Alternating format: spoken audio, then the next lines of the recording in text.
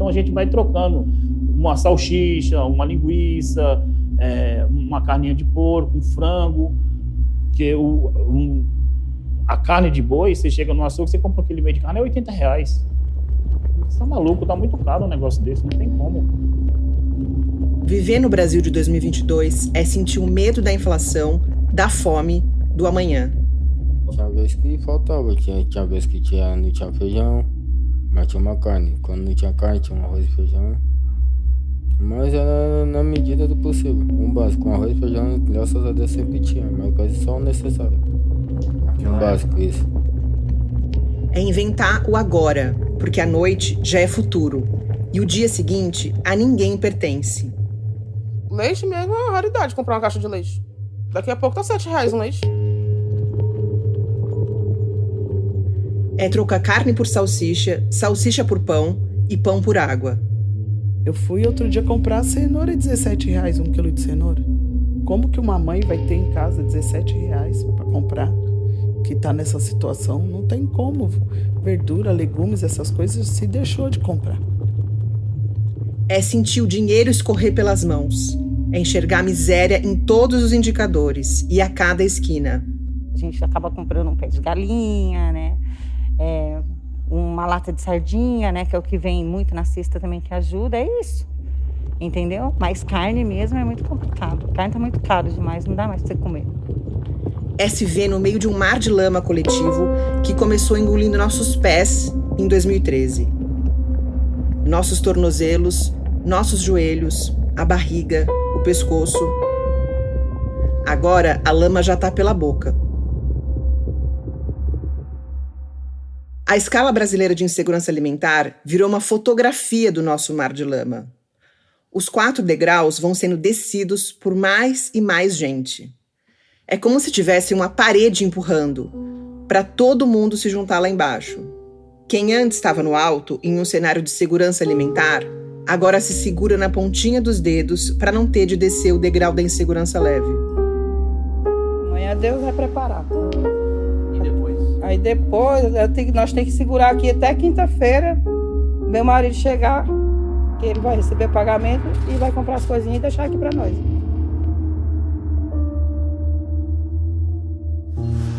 Hoje, 33 milhões de pessoas passam fome no Brasil.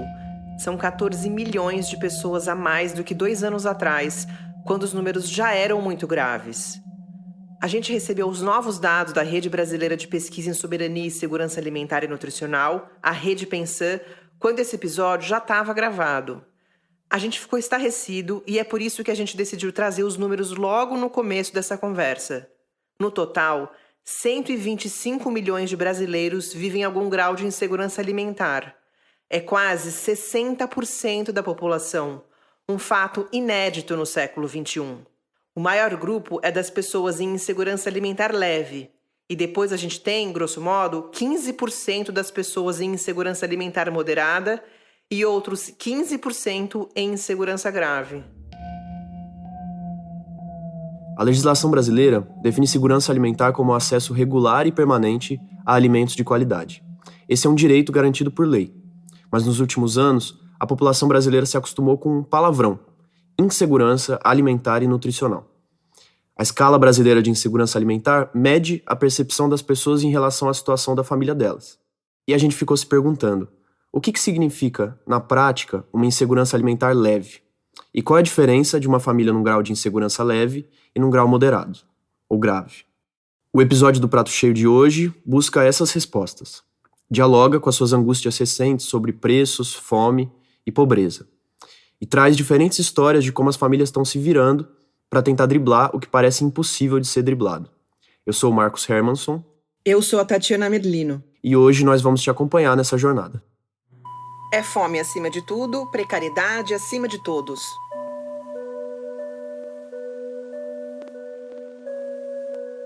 Ele mandou segurar até quinta-feira, aí vamos ver, vamos se virar, né? Faz um bolinho de massa de trigo, inventa um café, a gente vai aguentando, entendeu? Essa é a dona Ângela Queiroz, mulher negra de 48 anos, natural do Piauí. Ela e a filha Aline deram entrevista pra gente dentro de um barraco de madeira na ocupação Queixadas, em Cajamar, cidade da região metropolitana de São Paulo. A ocupação abriga 105 famílias e cerca de 400 pessoas. As casas são de madeira e as instalações são precárias, mas tem água, luz e internet para todos. A Ângela e a Aline migraram do Nordeste há uma década procurando melhores condições de vida. Hoje, a situação delas está pior do que naquela época. Eu acho que a pior situação que nós estamos vivendo. Porque, querendo ou não, no Nordeste você não tem emprego, mas comida tem. Faz uma roça, planta um arroz, planta um feijão. De lá você colhe tudo. A gente veio de lá para cá, assim, em busca de um emprego, de uma vida melhor. Entendeu? Mas questão de alimentação, essas coisas, lá o pessoal está muito melhor que a gente. Tanto a Aline quanto a dona Ângela foram vítimas de violência doméstica em diferentes momentos da vida delas. A dona Ângela foi abandonada pelo marido depois de chegarem em São Paulo. Isso obrigou ela a cuidar dos 4 filhos sozinha. Ele inventou de vir para cá, vendeu a casa. Quando chegou aqui, ele se envolveu com coisa errada.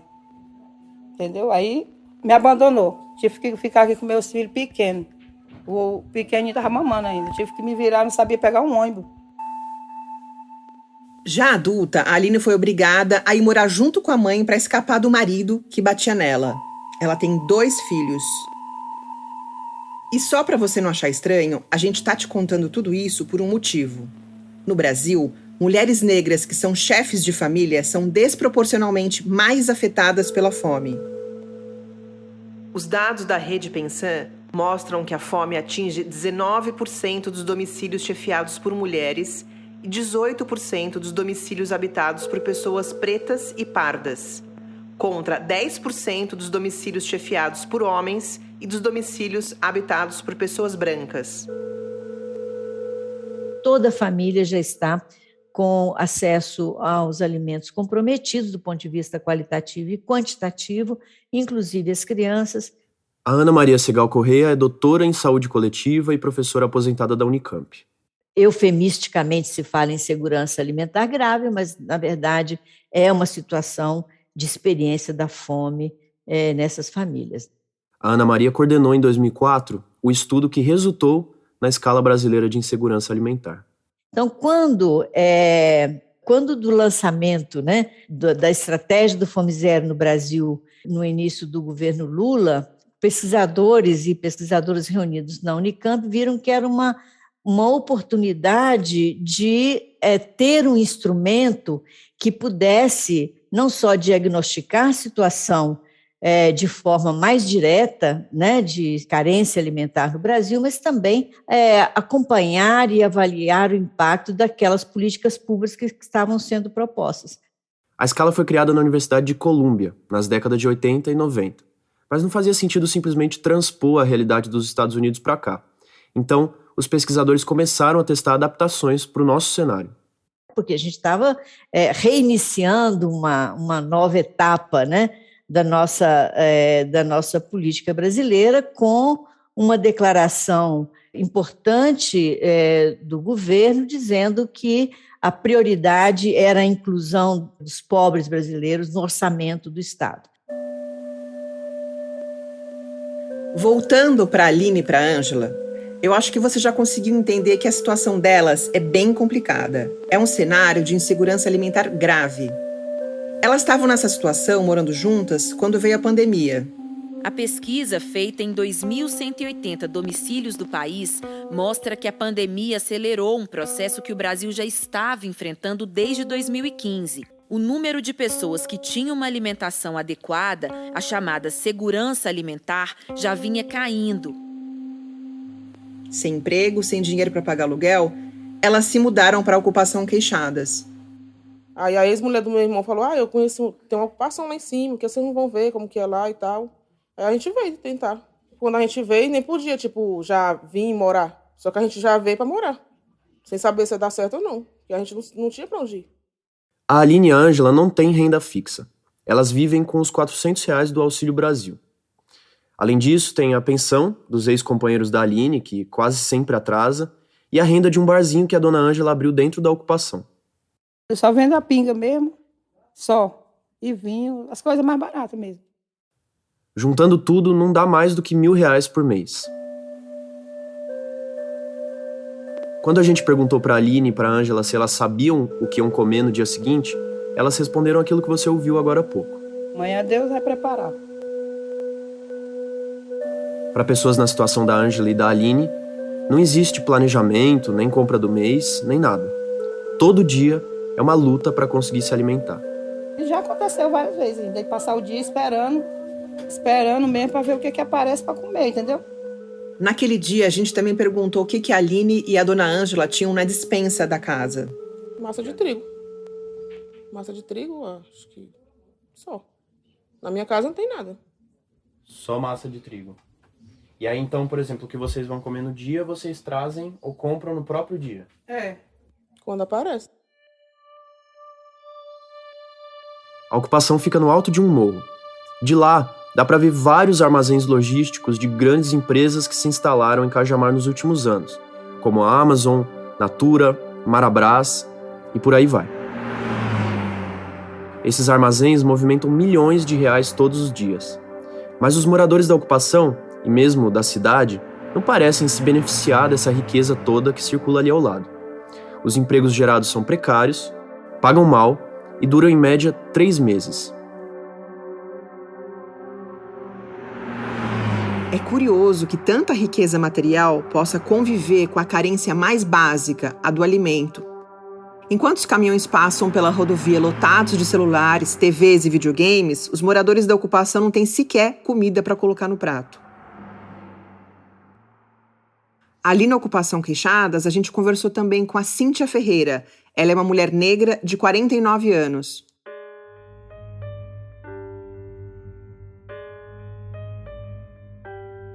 Principalmente eu, né, me privei de muita coisa, um sabão bom, né, um shampoo bom, né, carne não era sempre que a gente tinha, mas a gente ainda conseguia comprar, né? Hoje não dá mais com esse preço, não. A gente tinha uma amiga, né, que mora aqui também, e aí ela pegou e comentou com a gente, e a gente veio desde o começo da ocupação, há 3 anos. A Cíntia e o marido tinham um trabalho até o início da pandemia. Ela era cuidadora de um idoso em uma casa em Higienópolis, bairro de classe alta de São Paulo. E ele era porteiro. Os dois perderam empregos em função da pandemia e aí se mudaram para a ocupação. Ainda ficamos lá 4 meses, sem pagar aluguel, né? E depois ele diminuiu um pouco, né, o valor, né? Mas aí depois eu fui dispensada de serviço, aí ficou muito complicado. Como gasta muito caro, a Cíntia e o marido estão fazendo uma coisa que se tornou quase a regra dentro da ocupação. Eles estão cozinhando com fogão a lenha. Que você tinha perguntado do fogão, né, de comprar o gás, eu fiquei 5 meses sem gás. 5 meses, mas daí eu não tinha fogão a lenha. Meu marido fez com tijolos mesmo, né, e com a grelha do fogão. No dia em que a gente conversou, a Cíntia estava voltando de um bico como faxineira. E os patrões não ofereceram almoço para ela. Você não almoçou hoje? Não. O que você comeu? 2 pães. 2 pães? Com manteiga. A Cíntia usou o dinheiro ganho na faxina para comprar um pé de alface, 3 tomates, uma cartela de ovos, 6 pães e uma bandeja de pé de galinha. Se eu te perguntasse o que tem na sua despensa hoje? Então se vocês fossem ver lá, vocês iam ver. Quase nada. Nada. Assim como a Aline e a dona Ângela, a Cíntia vive insegurança alimentar grave. Entre outras coisas, isso significa que ela diminuiu a quantidade de alimentos ingeridos e que ela sofre com uma incerteza imensa em relação à disponibilidade de comida. A gente também perguntou para a Cíntia se ela já chegou a pular refeições. Sim, claro. Não foi só uma vez, não. Foi várias vezes. Aqui a gente é muito unido nessa parte, né, de tá faltando as coisas, eles entendem minha situação, né, como meu marido se encontra, tudo. Ixi, já fiquei com ela aqui até tarde, com fome, aí ela vinha, você já comeu hoje? Às vezes você fica meio constrangida de falar, esperava até um certo tempo para ir dar um sono e dormir, entendeu? E é isso.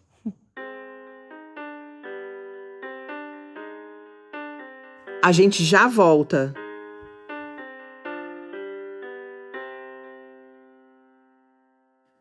Esse episódio tem apoio da Cátedra Josué de Castro, da USP. O Jô e o Prato Cheio são mantidos com o apoio de organizações da sociedade que atuam na promoção da alimentação adequada e saudável. A CT Promoção da Saúde, Instituto Ibirapitanga, Instituto Brasileiro de Defesa do Consumidor e Fundação Harishbol são apoiadores regulares dos nossos projetos. Em 2004, a Escala Brasileira de Insegurança Alimentar foi incorporada à Pesquisa Nacional de Amostras por Domicílios, que é um dos levantamentos mais importantes feitos pelo IBGE. A gente vai ouvir mais um pouquinho o que Ana Maria Segal Correia tem a falar sobre isso. No início da aplicação do EBI, as pessoas falavam muito em percepção, como se fosse uma coisa subjetiva, né? Uma coisa meio abstrata, uma coisa que pudesse introduzir muito ruído, né, nas respostas. Então, a gente queria fazer perguntas diretas que realmente captassem a experiência das pessoas. No primeiro levantamento, em 2004, 40% da população vivia com algum grau de insegurança alimentar. Em 2009, esse número tinha caído para 30%, e em 2013 estava em 23%. Para resumir, porque é muito número, a gente estava caminhando super bem. Mas no levantamento seguinte, de 2017 e 2018, por Deus, pela minha família, pelo Brasil, pelas nossas tradições, a situação já tinha se invertido de novo. 37% das pessoas relatavam algum grau de insegurança alimentar. Essas famílias ou essas pessoas que estão em insegurança alimentar, elas teriam o que a gente pode dizer de assegurar do seu direito uma alimentação adequada e saudável, né? Então, esse é o que nós perseguimos como o ideal para toda a população brasileira. A gente vai dar uma paradinha aqui só para enfatizar esse ponto. Se a segurança alimentar é o que a gente persegue como ideal, então 60% da população está longe do ideal nesse momento. E a Lei Nacional de Segurança Alimentar não está sendo respeitada.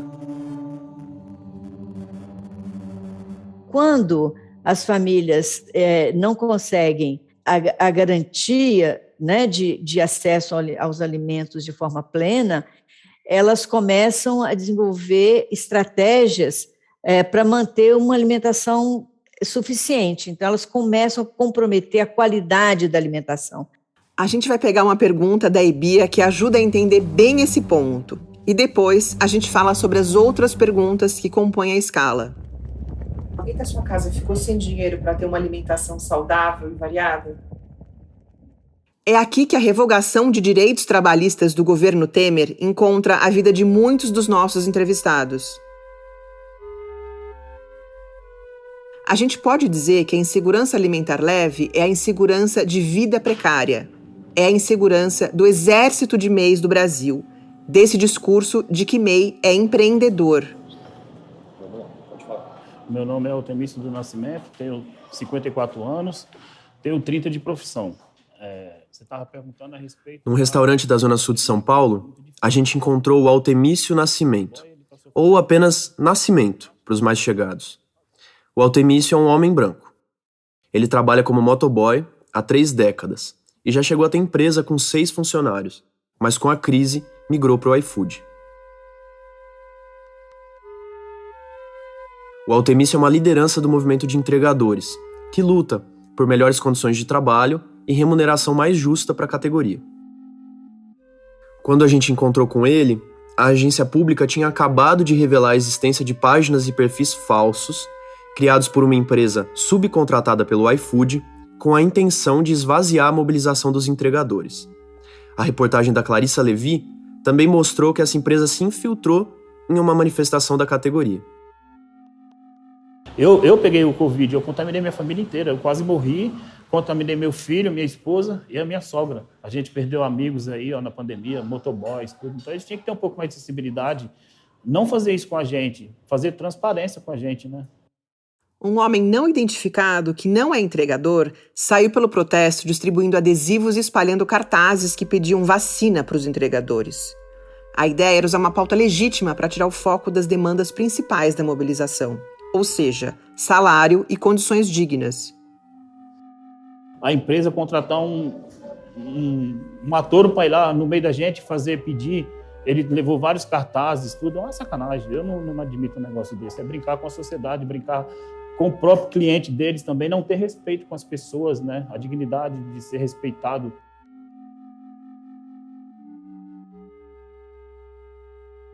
Mas vamos deixar o iFood de lado um pouquinho e voltar para o Altemício. Ele ganha cerca de R$ 2.500 líquidos todo mês. E a esposa dele é registrada, tem carteira assinada. Outra coisa que distingue ele dos outros entrevistados desse episódio é o fato de que ele tem casa própria. Mas isso não significa que as coisas estão fáceis. Eu pulo refeições, às vezes, tipo assim, eu almoço na rua. Segunda, quarta, aí eu trago meu marmitex, às vezes eu trago uma maçã, eu trago uma água, porque se você for todo dia comer, não tem como, é muito caro.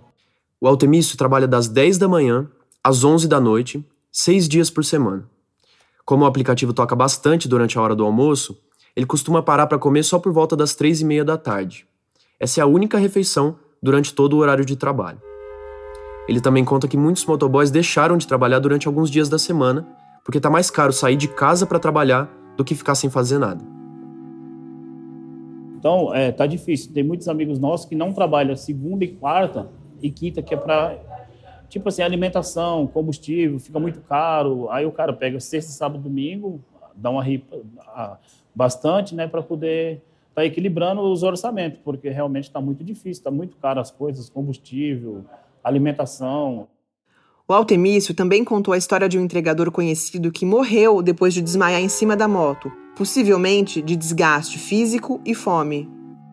Eu teve caso aí do motoboy, acidentou porque ele desmaiou em cima da moto o ano passado. Um amigo nosso que ficava junto com nós, de desgaste físico, ou às vezes fome, alguma coisa, entendeu? O cara acabou falecendo. Então é muito, muito puxado. Por tudo que o Altemício nos falou, ele está em uma situação de insegurança alimentar leve. Quando a gente começou a pensar nesse episódio, a insegurança leve era a nossa principal dúvida. Primeiro, porque ela cresceu muito. Os dados atualizados da Rede Pensan mostram que 28% das pessoas estão nessa situação. A gente imaginava que essa é a insegurança alimentar dos uberizados, de pessoas como Altemício, que têm renda, mas é uma renda incerta, e que passaram a ter de arcar com os custos que antes eram responsabilidade do empregador. O Altemício não teve que comer menos do que acharia necessário ou deixou de comer por falta de dinheiro, por exemplo. Mas ele e a esposa se preocupam com a possibilidade de faltar comida dentro de casa. Sim, teve vezes que nós nos preocupamos, sim, porque a gente faz compra mensal, né? Aí, tipo assim, chega dia 20, dia 25, você já tá sem grana, né? Aí você fica meio que preocupado. E também já faltou dinheiro para ter uma alimentação saudável e variada dentro da casa dele. Sim, às vezes, não é que ficou sem dinheiro, o dinheiro fica curto, né? Aí você tem que meio que substituir algumas coisas, né? No próximo bloco, a gente fala sobre as diferenças entre as escalas da insegurança alimentar. Oi, pessoal, eu sou Fabiana Moraes, jornalista, e junto com Joana Perrucci, eu estou preparando um episódio especial do Prato Cheio. Aqui no Nordeste tem um cenário especialmente grave que aparece nos levantamentos da Rede Pensan. É o de famílias rurais sem acesso à água e que perderam renda por causa do desmonte de programas públicos. Nós vamos falar sobre isso e sobre assuntos como a fome e sobre como isso vai continuar sendo a moeda de troca da política. É em breve, aqui no Prato Cheio. Espero vocês. Um beijo. Antes da gente sair para fazer as entrevistas desse episódio, a gente decidiu que ia testar a Escala Brasileira de Insegurança Alimentar, a EBIA, na prática. Então, ao final de cada entrevista, a gente pediu que as pessoas respondessem as 8 perguntas do mesmo questionário utilizado pelos pesquisadores da Pensan. Isso ajudou a determinar em que grau de insegurança alimentar cada uma delas se encontrava, o que, por sua vez, foi essencial para mostrar as diferentes realidades das pessoas em cada degrau da escala de fome. Sobre os últimos 3 meses, alguém da sua casa teve a preocupação de que os alimentos acabassem antes de poder comprar ou receber comida? Sim. A maior preocupação de todo dia é a alimentação. A gente só tem aquela do momento e já era, né? Do dia. Nos últimos 3 meses, na sua casa, os alimentos acabaram antes que tivessem recurso para comprar mais comida? Todo dia. Alguém da sua casa ficou sem dinheiro para ter uma alimentação saudável e variada? Sim. Se a pessoa der de 1 a 3 respostas afirmativas, isso significa que a família está num nível de insegurança alimentar leve. Entre 4 e 5 respostas, a insegurança alimentar é moderada. E acima disso, é grave. Os moradores da casa comeram apenas alguns poucos dos alimentos que ainda tinham porque o dinheiro acabou? Sim. Algum morador deixou de fazer alguma refeição porque não tinha dinheiro para comprar comida? Sim. A essa altura, a Aline tinha dito sim para todas as 5 primeiras questões. Com mais uma, ficaria caracterizada uma situação de fome. Ou seja, a escala de fato confirmava o que a gente estava vendo e ouvindo. Algum morador alguma vez comeu menos do que achou que devia porque não tinha dinheiro para comprar comida? Sim. Alguém alguma vez sentiu fome, mas não comeu porque não tinha dinheiro para comprar comida? Sim. Alguém alguma vez fez apenas uma refeição ao dia ou ficou o dia inteiro sem comer porque não tinha dinheiro para comprar comida? Sim. Usar a escala também fez a gente pensar sobre o significado de cada um dos níveis de insegurança alimentar. Fez a gente entender que o grau de insegurança moderado está mais próximo do grave do que do leve. Trocar frango por salsicha é uma coisa. Só ter bolinha de farinha de trigo para servir como refeição para os filhos é outra. Também deu para entender por que é importante a escala fazer perguntas relacionadas aos últimos 3 meses. É uma maneira de evitar que ações pontuais, como uma doação de uma cesta básica, acabem mascarando um cenário de insegurança alimentar grave. Lembra que no episódio anterior a gente contou a história da vovó Tutu e do projeto de distribuição de pães que ela montou na Brasilândia? Então, foi lá que a gente conheceu o Diego. Bom, eu sou o Diego Garcia de Moraes, tenho 32 anos. Eu conheci o projeto quando no começo da pandemia eu vim aqui buscar pão, também ficava na fila. Aí eu vi que ela precisava de voluntário, que a fila estava crescendo. Aí foi onde eu participei, comecei a virar voluntário dela. O Diego é um homem negro. Ele mora com a mãe, 5 irmãos e 3 sobrinhos. Até pouco tempo antes da nossa entrevista, o Diego era uma das pessoas na fila do projeto. Ele estava desempregado desde 2014, fazendo bico. Eu era autônomo, fazia tudo um pouco. Carpinteiro, jardineiro, de pedreiro. Nunca roubei, nunca fui, mas fora as coisas, eu trabalhei de tudo. A mãe do Diego é faxineira. E, a essa altura do campeonato, eu nem preciso te explicar que as pessoas na economia de bicos foram as que mais perderam renda durante a pandemia. Diminuiu, né? Porque uns não queriam chamar por causa que não podia muito contato. Aí ficou meio difícil. Aí em cesta básica, tá dando cesta básica ali. Aí tinha que correr atrás na fila, enfrentar sol, chuva, humilhação das pessoas, pra ver se conseguia. Nessa situação, a vida do Diego virou uma luta diária para conseguir alimento. Ele classifica como humilhação algumas situações que ele vivenciou durante esse período. Tem pessoa que doa a cesta básica e tira foto com você para mostrar que você tá te dando uma cesta básica, não faz de coração. Tem pessoa que ainda ele escolhe a pessoa para poder tirar foto ou para ir buscar a cesta. Não é todo mundo. A gente pediu pro Diego contar qual foi a pior época que a família dele viveu em termos de insegurança alimentar. O pior momento foi no meio da pandemia. Que aí você procurar, você olhava no armário, não tinha nada. Você procurava numa porta, ninguém te dava. Mas ia passando. Aí o Diego foi adotado, por assim dizer, pela vovó Tutu, igual tantas outras pessoas na comunidade. Ele passou a ajudar como voluntário no projeto e através dali conseguiu vaga em um curso profissionalizante e depois um emprego noturno numa panificadora. Hoje a situação do Diego é melhor do que era antes, mas isso não quer dizer que ele e a família estejam bem. As crianças. Porque nós temos que se preocupar primeiro com as crianças. Nós adultos, nós se viram. E aí não sobrou pros adultos? Mas não sobrou pros adultos. Mas os adultos se viram, vai... Toma água que passa. Das 8 perguntas da Ebia, o Diego respondeu 4 delas com sim. Isso quer dizer que ele está em situação de insegurança alimentar moderada. Se algo acontecer, se ele perder o emprego, por exemplo, tem pouca coisa, talvez com exceção da ajuda da vovó Tutu, que impeça ele de voltar para uma situação de fome. E a situação do Diego não é nada incomum. Quem explica é a Vânia Avelino, filha da vovó Tutu e coordenadora do projeto Ações Sociais Vovó Tutu. Segundo ela, a maioria das pessoas na fila do pão depende de doações, do auxílio do governo e de bicos para sobreviver. Muitas mães só, uma grande parte. Hoje nós temos homens também que estão desempregados, estão fazendo bico, um bico ali para ajudar um pedreiro, carregar o material. Muitas pessoas que trabalham na reciclagem, que ficam andando pelo bairro para reciclar. Uma grande parte faz isso, né? Tantos idosos, crianças, que às vezes não vêm. Eu pergunto por que vocês não vieram, porque a gente foi para reciclagem. Ou daí a avó vem, a criança vai na reciclagem ou troca, né? Então, a maioria se sustenta dessa forma. E alguns que recebem o auxílio. A Vânia conta uma história muito parecida com as histórias da Cíntia, da Aline e da Dona Ângela. É a história de uma diarista em mãe solo que teve a renda destruída pela pandemia e foi obrigada a ir morar em uma ocupação urbana.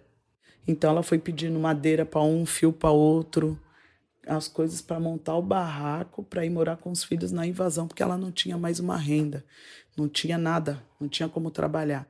Quer saber outra semelhança? Você comentou do preço do gás, né? Uhum. Botijão. Vocês aqui na região têm gente substituindo o gás por fogão a lenha? Sim, já ouvi muita gente falar que está fazendo isso. Muita gente falar que está tendo que fazer isso porque não tem como. Não tem como comprar botijão de gás todo mês. É muito complicado. Então, muitas famílias...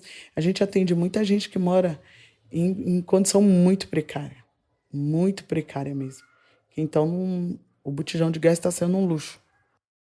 Outra coisa que a gente percebeu no percurso dessa apuração é o seguinte: onde tem lenha, tem fome. Longe de ser uma coisa romântica, como muita gente imagina, o fogão de lenha virou o único recurso de muitas famílias que não têm dinheiro para comprar o gás de cozinha. Aliás, não custa lembrar que o preço do botijão aumentou R$ 45 nos últimos 3 anos.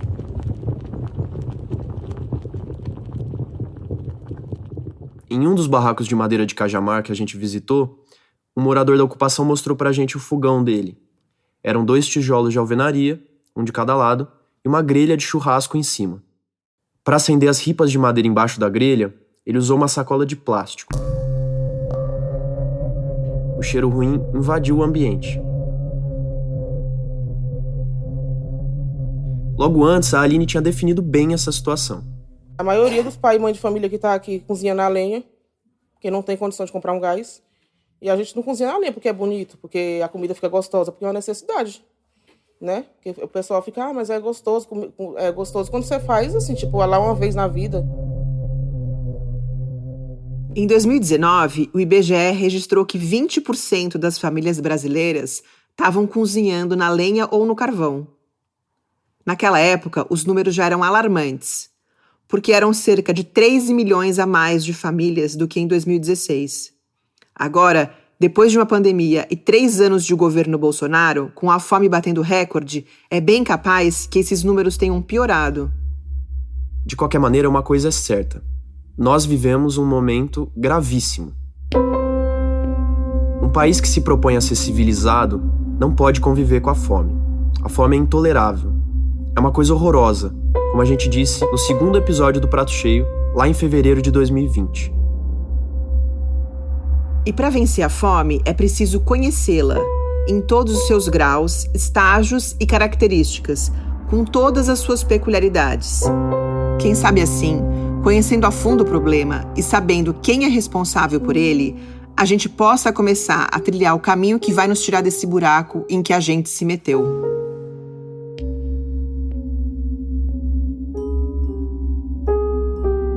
A pesquisa desse episódio é do Daniel Giovanaz. As entrevistas foram feitas pelo Daniel, pela Tatiana Merlino e por mim. O roteiro é meu e do João Pérez. A produção executiva do Prato Cheio é feita por Luísa Coelho. As redes sociais do Joio estão a cargo da Brenda Vidal e da Natália Vazal. O design é da Denise Matsumoto e da Clara Borges. E a edição de som é do Vitor Oliveira. Algumas das pessoas entrevistadas, as que estão em estado de insegurança alimentar grave, receberam uma ajuda financeira de R$ 250 do Joio. O valor foi dado após as entrevistas, sem que elas soubessem previamente que receberiam.